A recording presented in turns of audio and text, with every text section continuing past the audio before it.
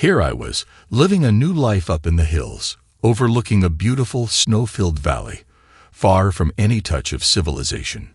This was my third winter since I disappeared. I'd better explain a bit. My name is John Martin, though it has changed so many times that I almost forgot what my mother named me when I was born. I was the usual clueless spouse.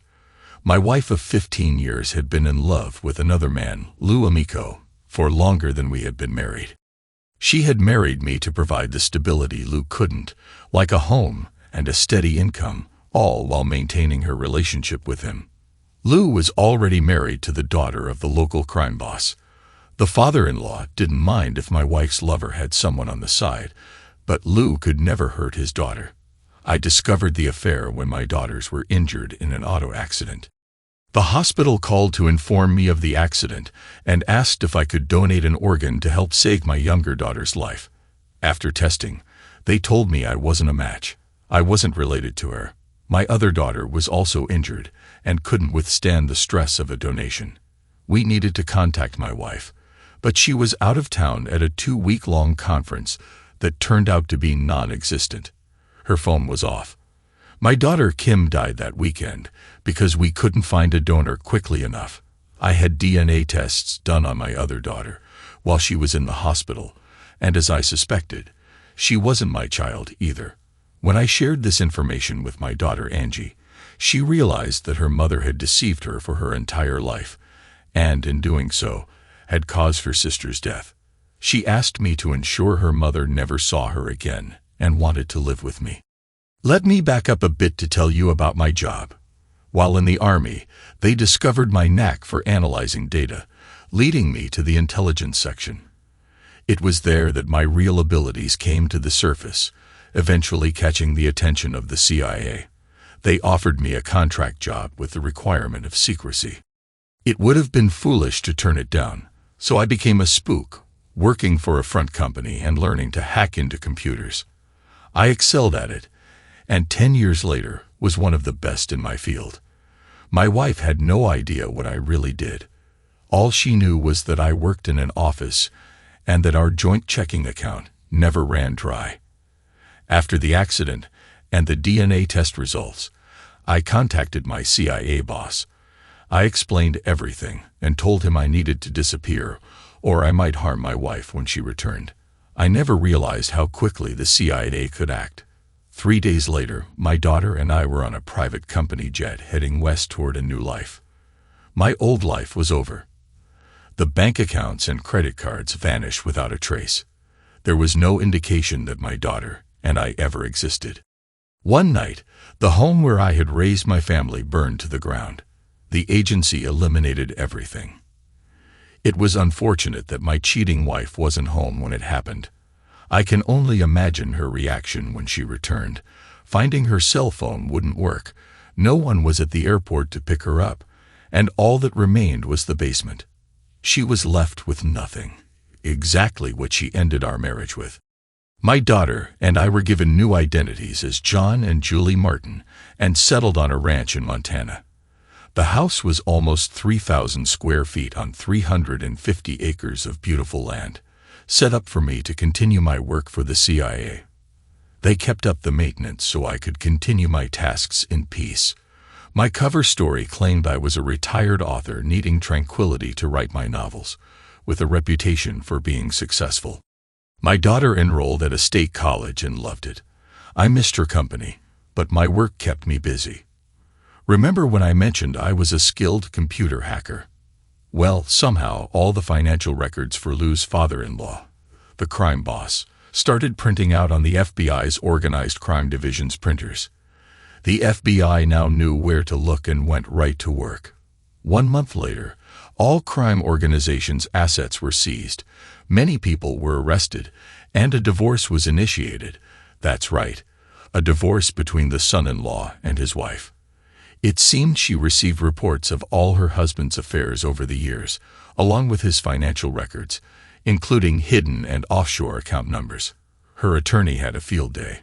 Lou's body was later found in a ditch, and my wife was never seen again. I often wondered if she had escaped in time before the mob found her and took her life. My daughter never knew what happened to her mother, nor did she ask. Her resentment ran that deep. My second winter on the ranch was tough. I was snowed in for weeks at a time. One night, while watching the snow with the outside spotlights on, I noticed a movement at the edge of the light.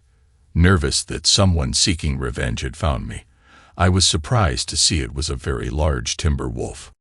He must have weighed at least 150 pounds and stood 48 inches tall at the shoulders. He looked as if he were in trouble and in desperate need of food. The harsh winter had taken its toll. Just the day before, I had dragged a roadkill deer to my barn to see if there was any salvageable meat. I made a quick decision to share the deer with him. He seemed to need it more than I did. Knowing better than to be reckless, I turned on all the outside lights controlled from the house. Then I grabbed one of my rifles and my .50 caliber Desert Eagle pistol. I didn't want to be part of the wolf's next meal.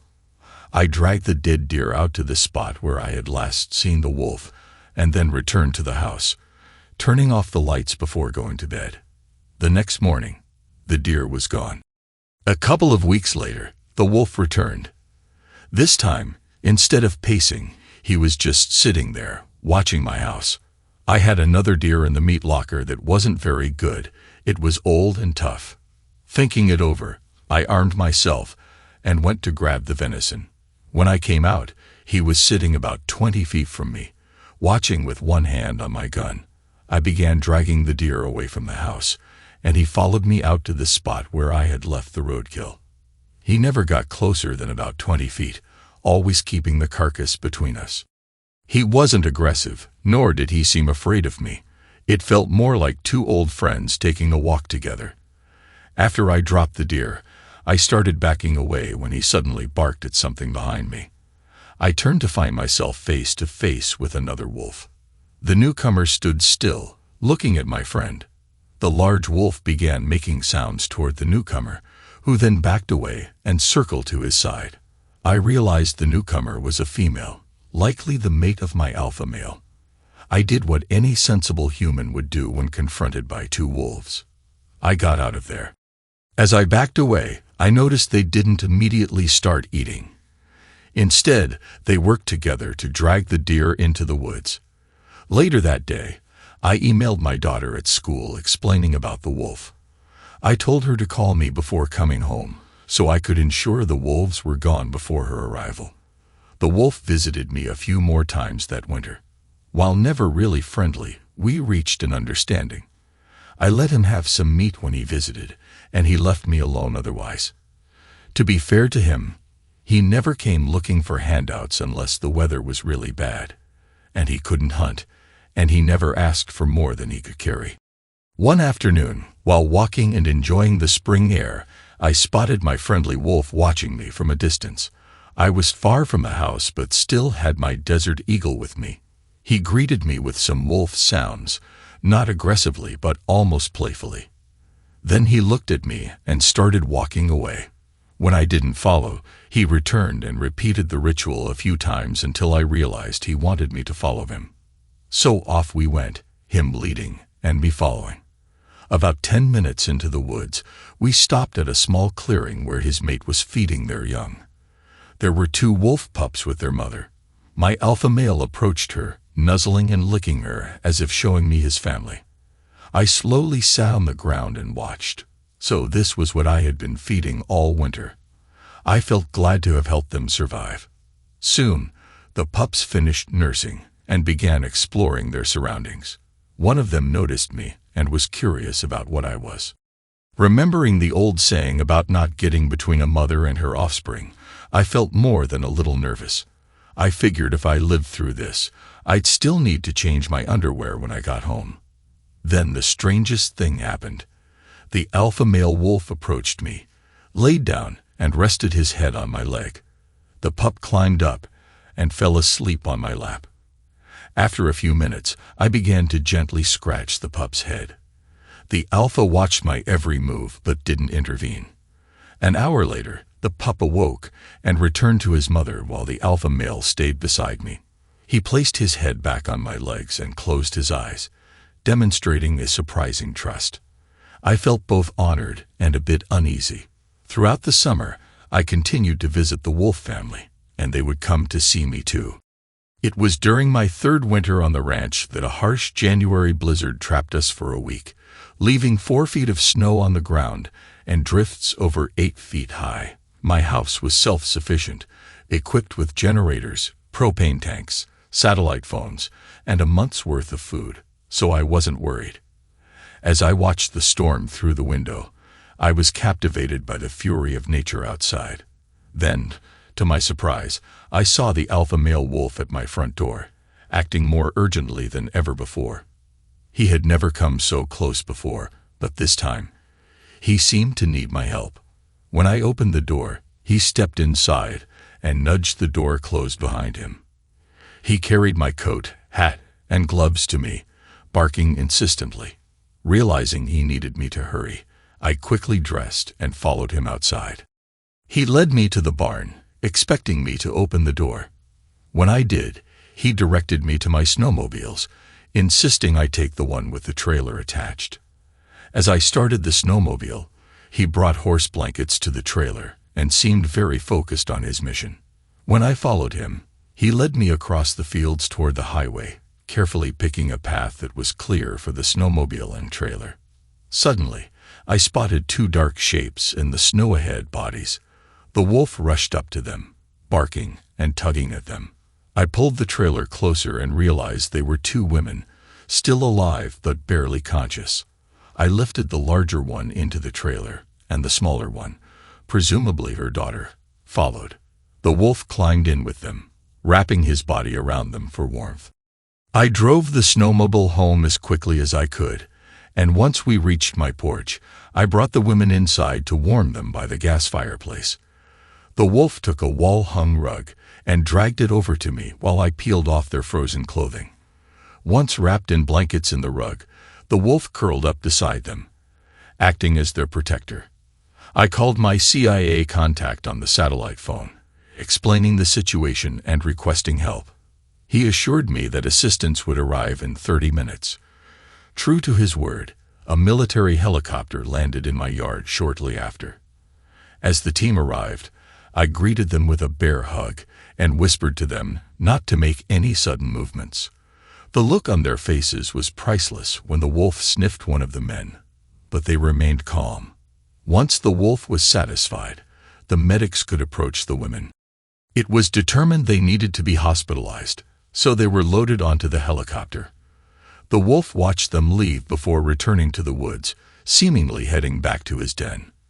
A few days later, agents from another branch of the CIA visited me. They explained that the women I had rescued were indeed mother and daughter. The mother's husband had been involved with the mob and was killed after attempting to steal from his boss. In a cruel twist of fate, he was murdered in front of his wife and daughter, who were then abandoned in the wilderness, left to face the harsh elements. I was told that the girls were fortunate I found them. I chose not to mention the wolf. It seemed the government wanted them to stay with me until it could be determined whether they would need to provide court testimony. Afterward, they would receive new IDs and enter witness protection. A couple of days later, my peace was interrupted once again by a military helicopter. The 2 women and their belongings were soon settled into 2 of my spare bedrooms. Once they were comfortable, I called for a meeting in my living room. After introductions, the conversation began. The daughter, Amanda, or Mandy, was your typical outspoken teenager, asking questions and demanding answers. Her mother, Maria, was quiet and shy, responding only when directly addressed, her expression reflecting nervousness. Mandy was curious about their rescue, having heard rumors at the hospital, but not believing them. I shared the story of the blizzard, the wolf, and the rescue. Mandy looked skeptical, saying, "I don't believe it." As I contemplated my next words, I noticed their eyes widen as they looked out the sliding glass door onto the deck. I realized the wolf had chosen this moment to appear. I quickly instructed the women not to make any sudden movements or loud noises, explaining that the wolf wanted to check on them since he had played a part in their rescue. He had shown some protective instincts. I decided to follow my usual routine for his benefit and the girls' safety, and I found myself enjoying the warmth of their company. Mandy embraced my hugs with grace while Maria appeared apprehensive, trembling slightly. I took my time holding her and gently rubbing her back, hoping to calm her down. I asked Mandy to slowly open the sliding glass door and let the wolf in, instructing her to stand perfectly still to avoid startling him. She complied, but her mother tightened her grip on me, as if trying to merge into one. The wolf circled around Mandy, sniffing her cautiously. I could see the fear in her eyes, and I spoke softly to reassure her, helping to keep her panic at bay.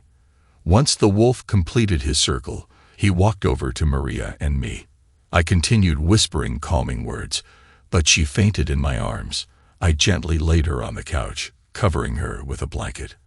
I pointed outside to the wolf, who slowly walked out with his head lowered. Mandy remarked that he seemed embarrassed as he left, as if he didn't mean to scare her mother. For the next hour, Mandy and I sat with Maria, helping her regain her composure. Over the following weeks, Maria stayed close to me whenever she was out of her room, seemingly relying on me for protection. I could tell she was on high alert, scanning every room we entered. I wanted to help her feel safe around the wolf, but wasn't sure how. One spring afternoon, as we sat on the deck, I spotted the wolf emerging from the woods, sitting about 50 feet away and watching us. Mandy noticed him immediately, but her mother remained unaware. I reached for Maria's hand and pointed out to the lawn. When she spotted the wolf, her grip tightened around my hand. I hadn't realized how strong she was. The wolf stood and approached the edge of the lawn, barking a couple of times before returning to his previous spot. Moments later, another wolf appeared, his mate. I identified her to the girls, and to my surprise, 2 smaller wolves followed, running over to the adults and curling up on the grass. I looked at the girls and said, "He's showing us his family. Do you want to meet them?" Mandy eagerly replied yes, while Maria remained quiet. I led Mandy to the edge of the deck, sitting down with her, while Maria stayed at the entrance of the house, hugging herself. The alpha wolf walked up onto the deck and sat beside me, his mate soon joining Mandy and resting her head on her leg. I had to remind Mandy to close her mouth, as her surprise was palpable. Our little family gathering lasted about an hour, during which the alpha wolf gave both Mandy and me a friendly lick on the face before departing with his family. Mandy and I returned to the house, where we found Maria sitting in a chair with a view of the deck. She stood up as we entered and hugged us both, still trembling as she said, "He really likes you too." I whispered in her ear, "He likes you too," and kissed her forehead. It felt a bit unusual, but it was a gentle gesture, reminding me of emotions I hadn't felt in years. As the weather warmed, I began taking evening walks with Maria and Mandy. Mandy loved the walks, and we talked about nature, animals, and anything that came to her teenage mind. Maria remained quiet, but held my hand throughout, not in a romantic way, but as a gesture of seeking comfort and protection. During many of these walks, I noticed the alpha wolf pacing at a distance. He never approached when Maria was with us, but if it was just Mandy and me, he would join us. The more time I spent with the alpha, the more impressed I became. Having grown up with dogs, I had fond memories of my old English sheepdog, a smart and gentle companion. I enrolled her in obedience school, and she excelled in her training. I still missed her deeply, especially after losing her without any say in the matter. The alpha wolf was far smarter than any dogs I had known. He felt more like a friend than anything else. I grew increasingly concerned about Maria's mental health.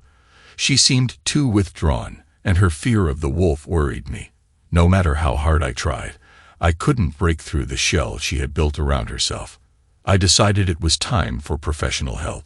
Using my satellite phone, I started the process, and about a week later, a car pulled into the driveway. A Mexican woman stepped out, introducing herself as Camelia, my new housekeeper and cook.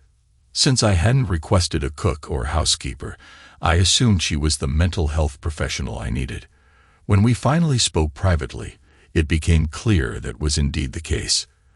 The next time I saw Alpha, I called Camellia over to introduce her. I was surprised by their reaction. She dropped to her knees and opened her arms wide. My great big alpha wolf responded with excitement, wiggling and making friendly noises as he approached her. They embraced, and from that moment on, they became the best of friends. Camellia started bonding with Maria and Mandy, and I began to feel like a fifth wheel. With nothing else to do, I returned to my work. Camellia maintained her role as housekeeper, but I noticed a significant change in Maria within just 2 weeks. The quality of the meals improved, and I appreciated that. My daughter, Julie, was now a junior in college, busy with her friends and a summer job on campus. She wouldn't be coming home this summer, and while I would miss her, I had Mandy to keep me company.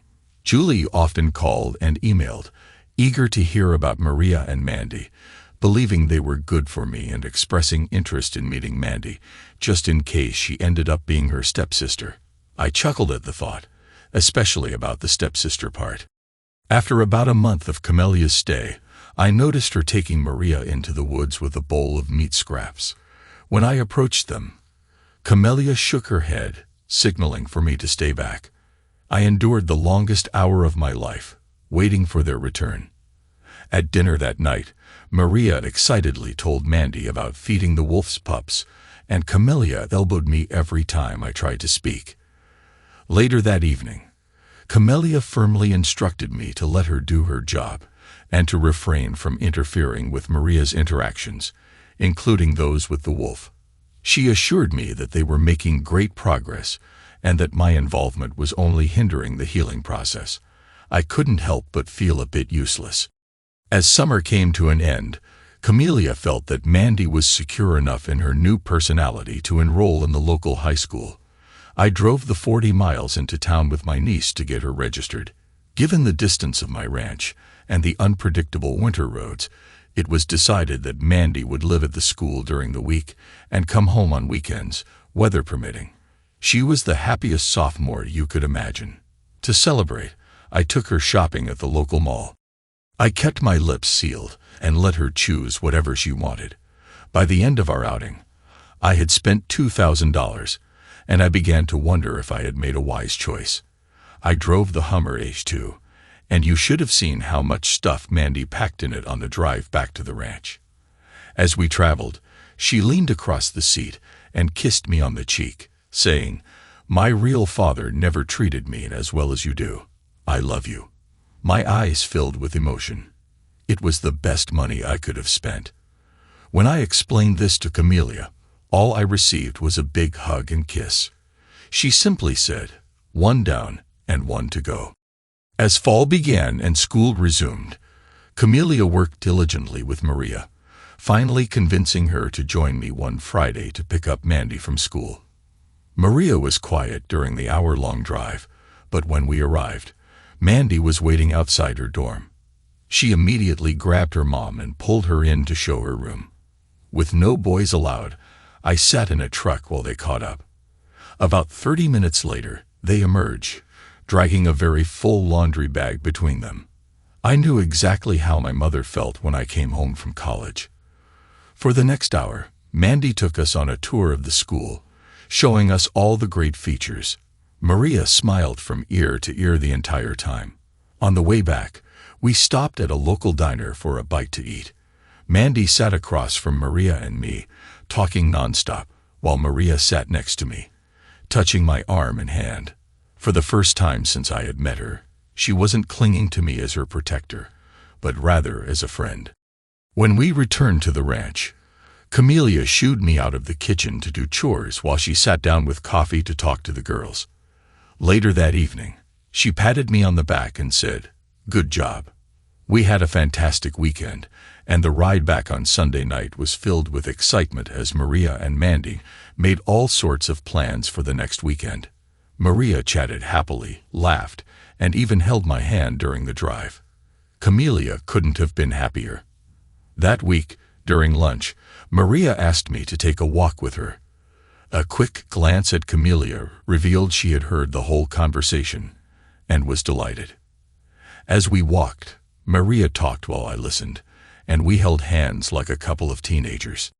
Toward the end of our walk, I spotted Alpha and instinctively pulled Maria to the side, away from him.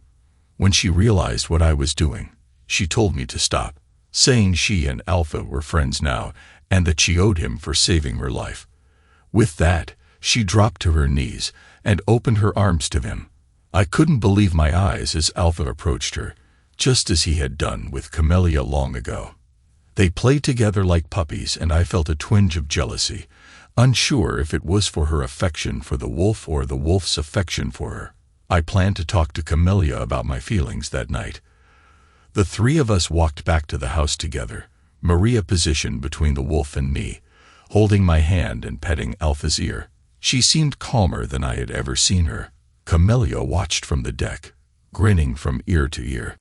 When we got back that night, Camellia informed me that her work was almost complete. She planned a pretend trip to visit her relatives for a long weekend and wanted me to observe Maria's actions while she was away. "One word of warning," Camellia said. "You need to let Maria make every decision, make none for her."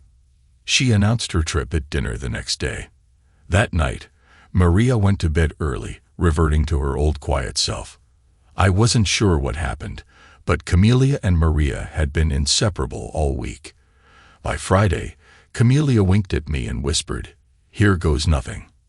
At breakfast, she announced that she'd be riding into town with Maria and me to catch the bus to visit her relatives. Camellia had it all planned out. We first picked up Mandy from school and then dropped Camellia at the bus station. Maria had no downtime as Camellia kept her talking the entire trip into town, and Mandy chattered away the whole way back to the ranch. When we returned, Maria was all wound up as if she hadn't had a chance to relax. The next morning marked her first day on her own. When she asked Mandy and me what we wanted for breakfast, we both replied it was her choice. I noticed a bit of panic in her eyes. It was the first decision she had to make in a long time. After glancing at a list on the kitchen counter, she confidently announced we'd be having ham and cheese omelets. Mandy and I exchanged looks, and while I wasn't fond of omelets, I smiled and agreed. Later that night, I checked the list and saw the omelet was about halfway down the breakfast options.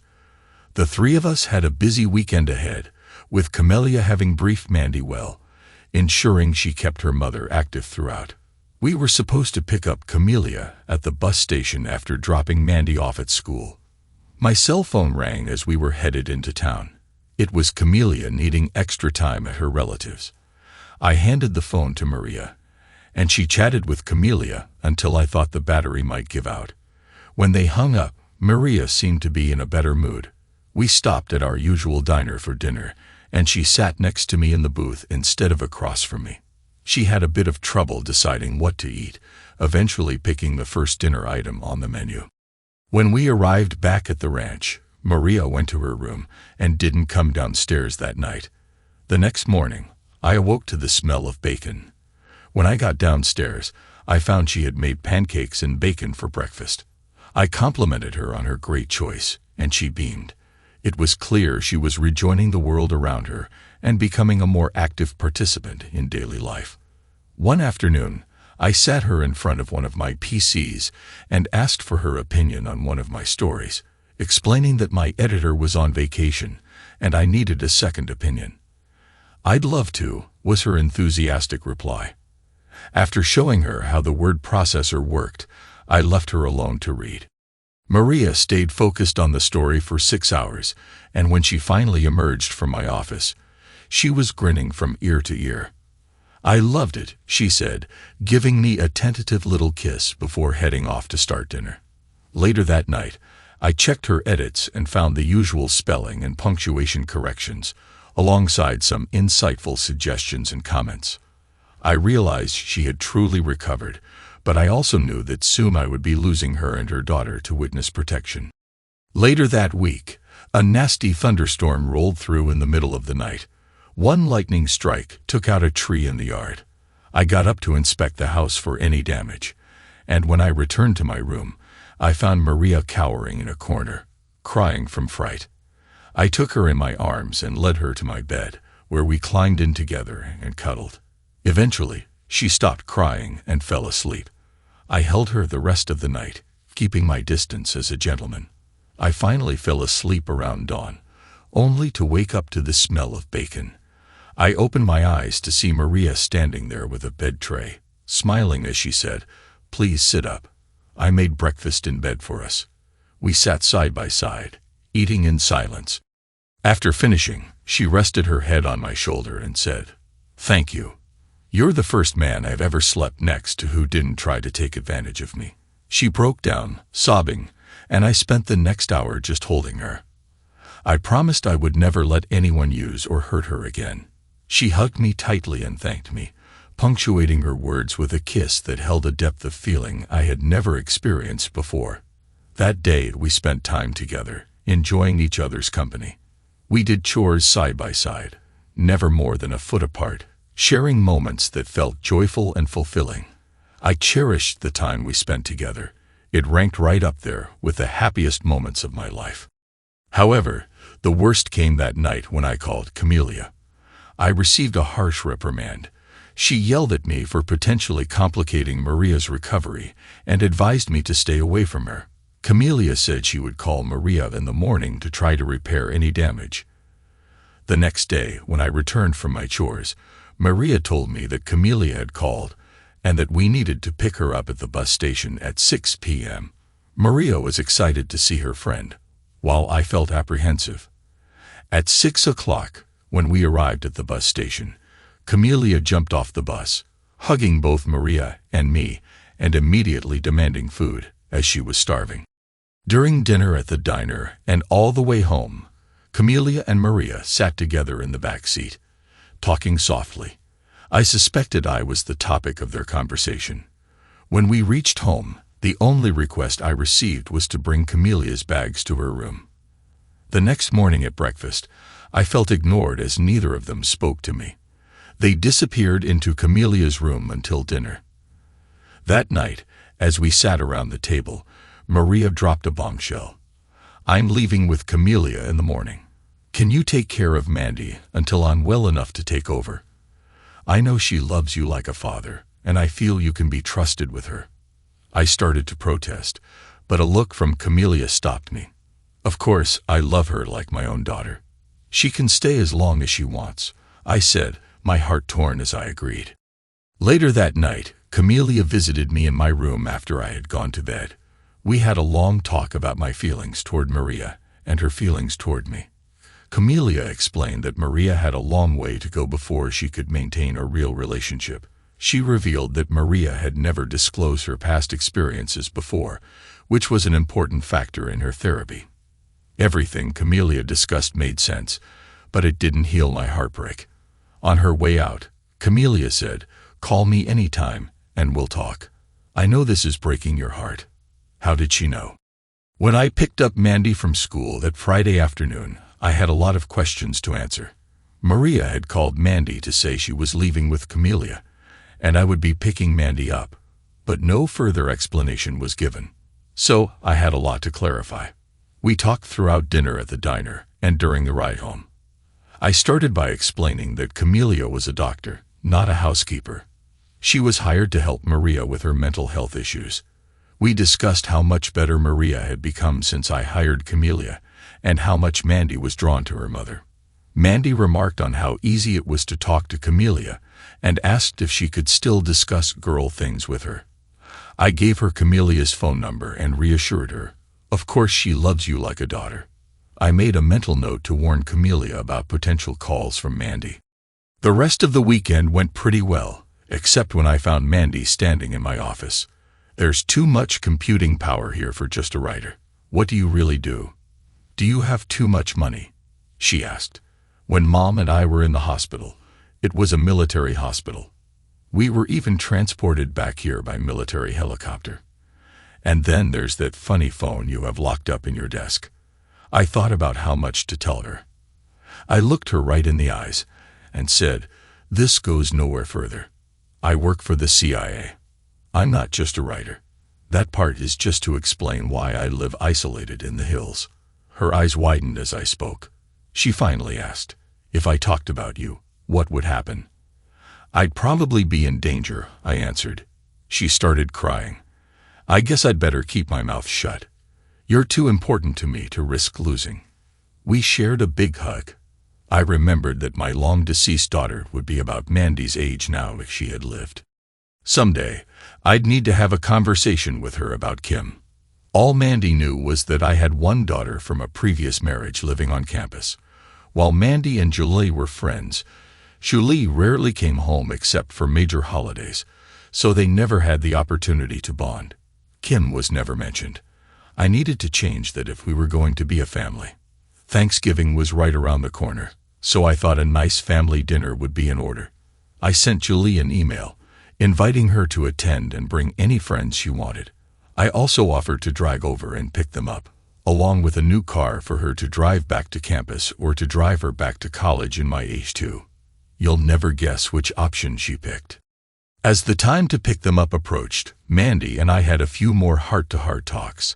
I discussed Kim and her passing, explaining that my ex-wife had cheated on me, resulting in Kim and July.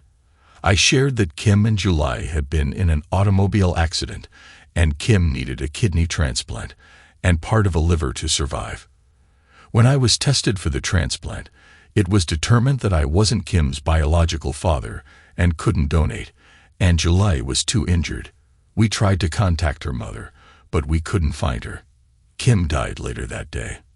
I then told Mandy about how my bosses at the CIA moved Julie and me out here and arranged to bury Kim's body on a hillside overlooking the creek.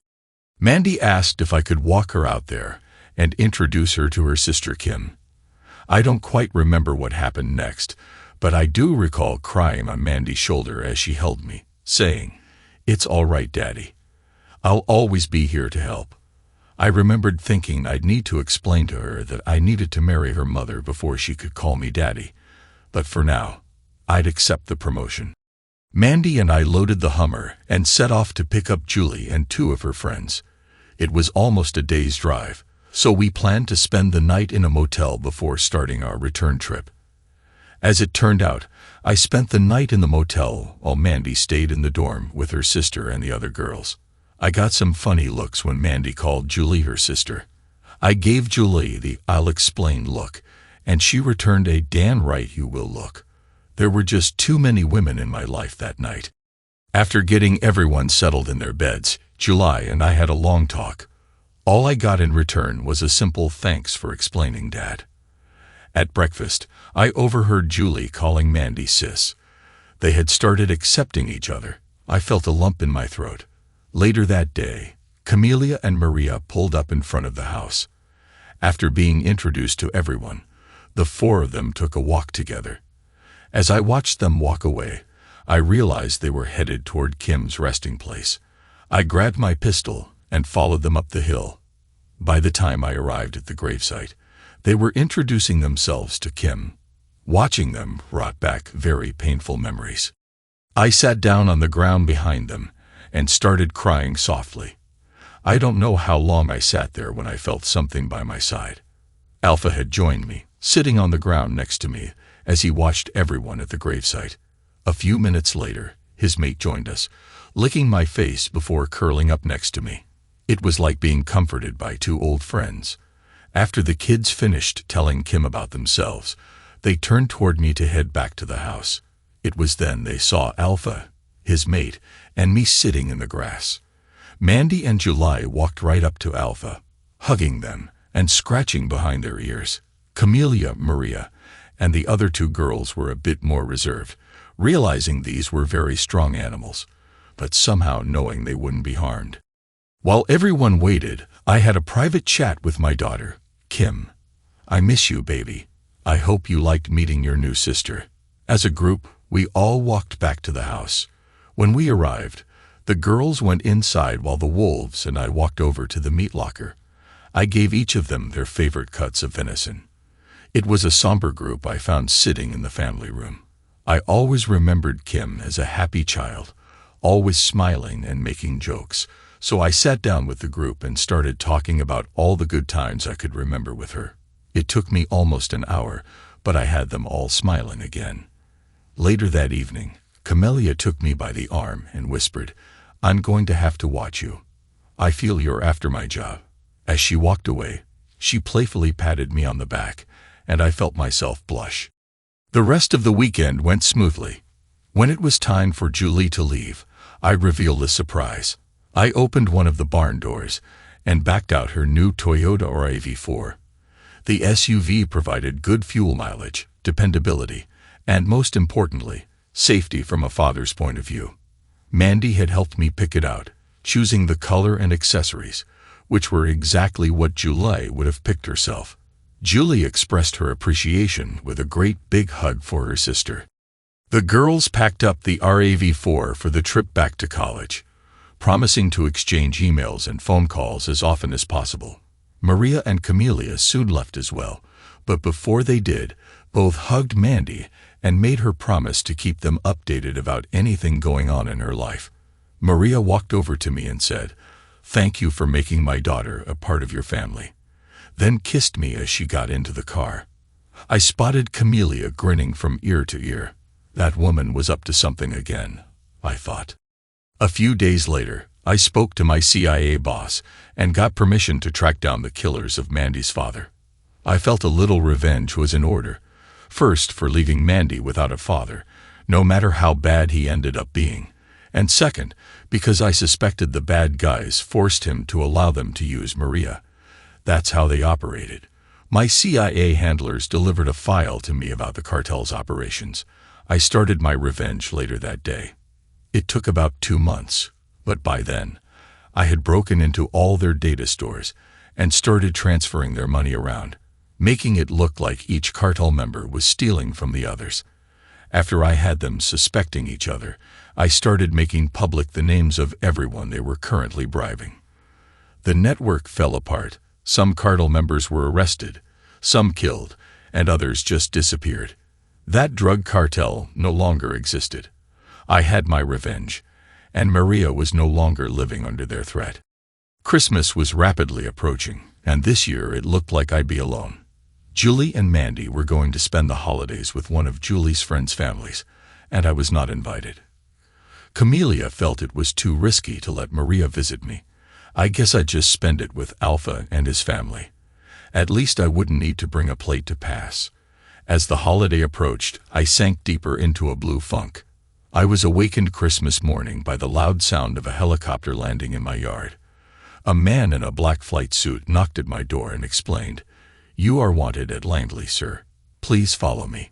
We first went to an Army airstrip, and I was escorted to an Air Force jet. The jet was a long-range fighter. I was given a helmet and strapped in as the pilot explained that we would be flying between 60,000 and 70,000 feet at just under Mach speed with a total travel time of just over 2 hours. Just as I began to respond, he kicked in the throttle, and I was slammed back into my seat, unable to move until he leveled off at 60,000 feet. I glanced at the back of his helmet as he asked, "How do you like that, sir?" As a writer, I tried to express my feelings in the most eloquent way I could. "Holy," I managed. "That about covers it, sir," he replied with a smile in his voice. Military jets don't have in-flight movies, so I occupied myself by asking the pilot about all the knobs and buttons in front of me. Most of the time, he just yelled, "Don't touch that. You'll kill us both." Taking the hint, I closed my eyes and tried to doze off. I must have succeeded because I woke to the pilot talking to the ground controller, asking for permission to land. After some back and forth, permission was granted, and I felt us heading down. The landing was perfect. I barely felt a thing. We were directed to a hangar where a black SUV pulled up to the plane. My CIA boss got out of the rear door. I figured it must be important if he was here. The ground crew opened the jet's canopy and helped me out. When my feet hit the ground, I turned around to see Camelia and Maria on either side of my boss, grinning from ear to ear. My boss explained that these two wonderful women couldn't bear the thought of spending Christmas without me. So he said, "Get in the SUV. You're all invited to dinner with my wife and me." It turned out to be the best Christmas ever. Maria and I were inseparable all day. Once, after I emerged from the bathroom, I found Maria waiting outside the door. "You were gone so long. I missed you, so I thought I'd wait here for you," she said with a silly grin. Camelia kept a watchful eye on us, but since she was smiling, I guessed I was doing okay. Later, we all sat around the family room discussing various things, and I must have fallen asleep. I woke to quiet and the gentle touch of Maria's hand on my face. I stayed still, pretending to be asleep, savoring the feeling of her hand. "I know you're awake, so open your eyes and look at me," she whispered. When I opened my eyes, I caught her just in time as she leaned in to kiss me, and what a kiss it was. She told me, "Camelia and I are leaving now, and you're being taken to your quarters. Please see me tomorrow if you can. I want to hold you one more time before you leave." We walked hand in hand into the kitchen where our rides awaited. My boss said, "We'll talk tomorrow. Some people want to meet you." That night, as I prepared for bed, Camelia entered my room. For the next hour, she updated me on Maria's progress. It boiled down to the fact that Maria was almost ready to join the real world, and my job was to help her without taking advantage of her trust. All I wanted was to be close to her, but Camelia insisted I promise to be good. The next day, I was picked up and driven to CIA headquarters at Langley, where my boss showed me around and introduced me to the team. I felt like a hero of sorts, as my work was highly respected by everyone I met. As the day wound down, I asked if I could see Maria again before I left, but all I received in response was that she had to leave. Little did I know how long it would be before I saw them again. The Air Force returned me, and I resumed my life. Julie's graduation came and went, with Mandy and me cheering our heads off from the stands, while Maria never attended. Mandy graduated from high school and gave the commencement speech. The girls spent every major holiday with me, but Maria never did. To be exact, we never heard from her. No phone calls, emails, or letters in all those years. I even tried contacting Camelia but was told she had been reassigned. My boss never returned my calls about Maria, and I learned in no uncertain terms that she wanted no further contact with me, Mandy, or July. We all had a good cry over that. The years rolled past, and one day I found myself walking down the aisle as the father of the brides. Yes, brides. The girls planned a double wedding, and everything went off without a hitch. I couldn't have been happier. But Maria didn't attend, even after we sent her an invitation. About a year later, my boss drove up the driveway, followed by a convoy of SUVs. He took me inside and sat me down, handing me a piece of paper. "I'm sorry," he said. I opened it and began to read. It was Maria's last will and testament. My eyes started to tear as I looked at him. "She's gone," he said.